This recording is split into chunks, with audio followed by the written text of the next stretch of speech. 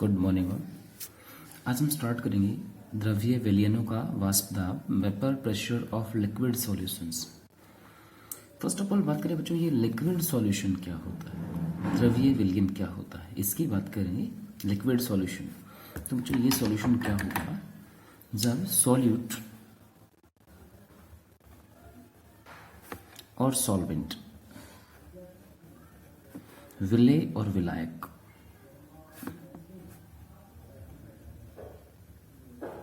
में से बच्चों ये जो विलायक है, इस विलायक को लिक्विड होना कंपलसरी है, इसको द्रवित अवस्था में होना कंपलसरी है, इसको द्रवित होना चाहिए, इसको लिक्विड होना चाहिए। तो ऐसे सॉल्यूशंस को लिक्विड सॉल्यूशंस कहा जाता है। तो इससे क्या बनेगा, लिक्विड सॉल्यूशन या द्रवीय विलयन, इसको कहा जाएगा लिक्विड सॉल्यूशन या द्रवीय विलयन। ओके, अब ये सेकंड टर्म है बच्चों, यहाँ पे ये टर्म है सेकंड वाला, वेपर प्रेशर वाष्प दाब। जो ये क्या होता है, सपोज दैट हम एक डायग्राम से क्लियर करें इसको। ये एक कंटेनर हमारे पास में है, ये कंटेनर हो गया हमारे पास कंटेनर, इसमें हमने यहाँ तक पानी भर दिया, यहाँ तक हमने इसमें पानी भर दिया। अब जो पानी भरने के बाद में अब हम क्या करें, हम इस पर एक कवर रखते हैं, इसको ढक्कन लगा दें, इस पर हमने कवर लगा दिया। अब क्या होगा, पानी की बूंदें यहाँ से, जो पानी की बूंदें हैं उड़ के यहाँ पर जाएंगी। इसका मतलब यहाँ पे क्या होगा, वेपराइजेशन, यहाँ पर वाष्पन की प्रक्रिया होगी। कुछ टाइम बाद पानी की ड्रॉप्स यहाँ पर इकट्ठी हो जाएंगी, पानी की ड्रॉप यहाँ पर इकट्ठी हो जाएंगी, है ना। जब ये कंडेंस हो जाएगी, जब ये संघनित हो जाएगी, तो पानी की बूंदें क्या होगी, ये पानी की बूंदें यहाँ से वापस नीचे आएंगी, पानी की बूंदें यहाँ से वापस नीचे आएंगी, पानी की बूंदें नीचे आएंगी वापस, और कहाँ पे आएंगी, यहाँ पे आएंगी, मतलब द्रव की सतह पर आएंगी। तो जो इस केस में दो चीजें, वाष्पन और संघनन, ये क्या हो गया, संघनन। वाष्पन और संघनन की दोनों प्रक्रियाएं जो हैं उनके बीच में साम्य अवस्था स्थापित हो जाएगी। यहाँ पहले पानी की बूंदों का, ड्रॉपलेट्स का, वाटर ड्रॉपलेट्स का क्या हुआ, वेपर बन गया, वेपर कंडेंस होकर क्या हो गया, वापस पानी जो था उसकी सतह पे वापस आ गई। अब क्या होगा, ये जो ड्रॉपलेट वापस आई, मान लीजिए ये यूनिट वॉल्यूम है, इकाई आयतन है पानी का, तो क्या करेंगी, ये इस यूनिट वॉल्यूम पे प्रेशर अप्लाई करेंगी, मतलब ये यहाँ पे दाब लगाएंगी, यहाँ पर प्रेशर अप्लाई करेंगे। ओके, कुल मिला के वाष्प की बूंद या वाष्प वेपर की जो ड्रॉपलेट है उसके द्वारा ये जो आपका सॉल्वेंट था ना, विलायक या सॉल्यूशन, इसकी यूनिट वॉल्यूम, इसके इकाई आयतन पर जो दाब लगाया गया, वाष्प के द्वारा द्रव की सतह पर डाला गया दाब वाष्प दाब कहलाएगा। हाँ बच्चों, इसको हम डिफाइन करें तो डिफाइन कैसे करेंगे, आप देखिए आप, तो बच्चों ये जो वेपर होती है ना, वेपर क्या करेगी, यहाँ पे प्रेशर डालेगी। देखो आप, ये क्लियर हो जाएगा यहाँ से, ये वेपर ड्रॉपलेट्स थी, इन्होंने यहाँ पे प्रेशर लगाया, कुल मिला के वाष्प द्वारा द्रव की सतह पर, अब पूरी सतह पे जो प्रेशर लगेगा ना, इसको क्या कहेंगे, वाष्प दाब। वाष्प द्वारा द्रव की सतह पर लगाया गया दाब वाष्प दाब कहलाएगा। ये फर्स्ट डेफिनेशन हो गया इसका। जो सेकंड की बात करें, द्रव की सतह पर जो इकाई आयतन होता है ना, इकाई आयतन पर जो प्रेशर होता है उसको भी वाष्प दाब बोला जाता है। हम कोई सा भी वर्ड यूज कर सकते हैं। कुल मिला के द्रव की सतह पर वाष्प द्वारा डाला गया दाब क्या बनेगा बच्चों, ये वाष्प दाब होगा, जिसको हम वेपर प्रेशर कहेंगे। इस तरीके से वेपर प्रेशर को डिफाइन किया जाएगा। अब ये जो वेपर प्रेशर है, बेसिकली जो आपका सॉल्वेंट होता है ना, सॉल्वेंट और सॉल्यूट, उन दोनों पे भी डिपेंड कर सकता है। अब हमने यहाँ पर देखा, यहाँ पर एक तो वाष्पन और दूसरा संघनन, एक तो वेपराइजेशन और बच्चों एक कंडेंसेशन, दोनों के बीच में इक्विलिब्रियम हो गया, साम्य स्थापित हो गया। तो हम इसको जब डिफाइन करेंगे बच्चों, डिफाइन करते टाइम क्या होगा, इसको ऐसा बोला जाएगा। तो अब इस वेपर प्रेशर को इसके बेस पे डिफाइन करते हैं, इक्विलिब्रियम।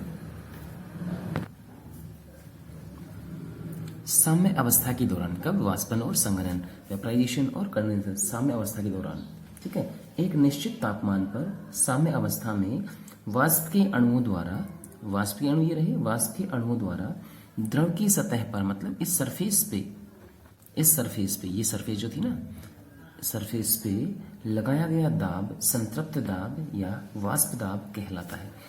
मुझे वाष्प दाब बोल दो या इसको बोल दो आप संतृप्त दाब, ठीक है। वेपर प्रेशर बोल दें इसको, वेपर प्रेशर बोलते हैं या सैचुरेशन प्रेशर बोलते हैं, एसपी एक ही बात है।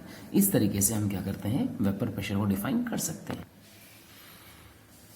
बच्चों इस तरीके से ये वेपर प्रेशर या वाष्प दाब की हमने यहाँ पे बात की। बच्चों अब क्या होता है, लास्ट लेक्चर में हमने डिस्कस किया था मोल फ्रैक्शन या मोल भिन्न, मोल फ्रैक्शन। बच्चों ये क्या होता है, मोलों की संख्या का अनुपात, ratio of number of moles. मान लीजिए हमारे पास जो सॉल्यूट है, जो विलेय है वो तो बी हो जाए, और सॉल्वेंट जो है विलायक बच्चों वो ए हो जाए। सॉल्यूट के मोल हम मान लें एन ए, सॉल्वेंट के मान लेते हैं एन बी। तो बच्चों टोटल जो सॉल्यूशन बनेगा ना उसके मोल कितने हो जाएंगे, N A plus N B, ये टोटल मोल हो जाएंगे N A plus N B. इस तरीके से हम टोटल मोल निकाल सकते हैं। ये टोटल मोल आ गया किसका, सॉल्यूशन का या विलायक का कुल मोल आ गया। बच्चों अब हम आगे बात करते हैं। बच्चों एक साइंटिस्ट हुआ करता था,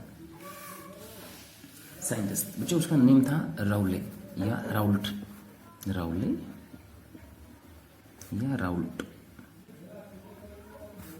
RAULT, राउल्ट। बच्चों इस साइंटिस्ट ने क्या किया था, मोल फ्रैक्शन के बेस पे, मोल भिन्न के बेस पे लिक्विड की कुछ प्रॉपर्टीज को समझाया था। उसका हम डिस्कशन अभी, हाँ बच्चों तो ये हमारा मोल फ्रैक्शन, जो मोल फ्रैक्शन होती है ना, मोल फ्रैक्शन से प्रॉपर्टी जो होती है उनको हम अभी समझाएंगे। बच्चों दो शब्द होते हैं, एक तो होता है बच्चों इलेवेशन, एलिवेशन, एक होता है इंक्रीमेंट, इंक्रीजिंग। उससे पहले हम एक चीज और डिस्कस करते हैं, उससे पहले हम बात करेंगे बच्चों कुछ टर्म और है उन पर डिस्कस कर लें। तो बच्चों प्रॉपर्टी जो है उसकी हम बात करें, गुण कौन से हैं, प्रॉपर्टीज ऑफ सॉल्यूशन। बच्चों किसी भी सॉल्यूशन में क्या होता है, उसकी जो प्रॉपर्टीज होती है ना बच्चों वो दो टाइप की हो जाती है। कुछ प्रॉपर्टी ऐसी होती है जो अमाउंट पर डिपेंड करती है, मतलब उसको बोलते हैं मात्रा आश्रित गुण, मात्रा आश्रित गुण। बच्चों कुछ उसकी अमाउंट पे डिपेंड नहीं करती, उसको बोलते हैं मात्रा स्वतंत्र गुण। ओके, मात्रा आश्रित गुण और मात्रा स्वतंत्र गुण। अब इसकी हम बात करें बच्चों ये क्या क्या होते हैं, अब थोड़ा सा हम इसको एडजस्ट कर लेते हैं आगे। हाँ बच्चों अब देखिए, अब मात्रा आश्रित और मात्रा स्वतंत्र, बच्चों इनको एक नाम और देते हैं अणु संख्य गुणधर्म, और बच्चों इनको बोलते हैं गहन गुण। गहन गुण मतलब ये प्रॉपर्टी चेंज नहीं होती है और ये अणुओं की संख्या पर निर्भर करेगा। बच्चों इनको और बोल सकते हैं कोलिगेटिव प्रॉपर्टीज, कोलिगेटिव प्रॉपर्टीज। और बच्चों ये होती है परमानेंट प्रॉपर्टी, परमानेंट प्रॉपर्टी। ये दो टाइप की प्रॉपर्टीज हो जाती है, एक तो कोलिगेटिव और एक प्रॉपर्टीज। जो हमारे यहाँ पे ये जो कोलिगेटिव प्रॉपर्टीज हैं ये चार टाइप की, हम इसको डिस्कस करेंगे, किसको, कोलिगेटिव प्रॉपर्टीज को। हाँ बच्चों अब हम बात करेंगे कोलिगेटिव प्रॉपर्टीज, अणु संख्या गुणधर्म क्या होते हैं। किसी सब्सटेंस के या किसी पदार्थ के, किसी सॉल्यूशन की वो प्रॉपर्टीज जो उसमें उपस्थित सॉल्यूट, जो विलेय पदार्थ होता है ना, उनके पार्टिकल्स के नंबर पर, पार्टिकल्स के नंबर पर कुल मिला के उनकी अणुओं की संख्या पर निर्भर करती है। अणुओं की संख्या पर, किसी विलयन के वे गुण जो उसके अणुओं की संख्या पर निर्भर करते हैं, नंबर ऑफ पार्टिकल्स इसके सॉल्यूट पार्टिकल्स पर निर्भर करते हैं, डिपेंडेंट होते हैं, उनको बोलते हैं अणु संख्या गुणधर्म या कोलिगेटिव प्रॉपर्टीज। और बच्चों एक होता है गहन गुण या परमानेंट प्रॉपर्टीज। कुल मिला के एक ऐसी प्रॉपर्टीज जो नंबर ऑफ पार्टिकल्स किसके सॉल्यूट पे डिपेंड नहीं करती, उसको हम बोलते हैं परमानेंट प्रॉपर्टीज। तो बच्चों कोलिगेटिव प्रॉपर्टी जो होती है ना, हम इनकी बात करेंगे। बच्चों सॉल्यूशंस की कॉलिगेटिव प्रॉपर्टीज 4 होती हैं बच्चों। फर्स्ट जो होता है आपका, एक तो होता है वेपर प्रेशर, वाष्प दाब। वेपर प्रेशर, वाष्प दाब। बच्चों इसमें भी क्या है, वाष्प दाब का जो वेपर प्रेशर होता है ना, वो दिखाया गया है। एक तो वेपर प्रेशर हो जाएगा, वाष्प दाब, ठीक है।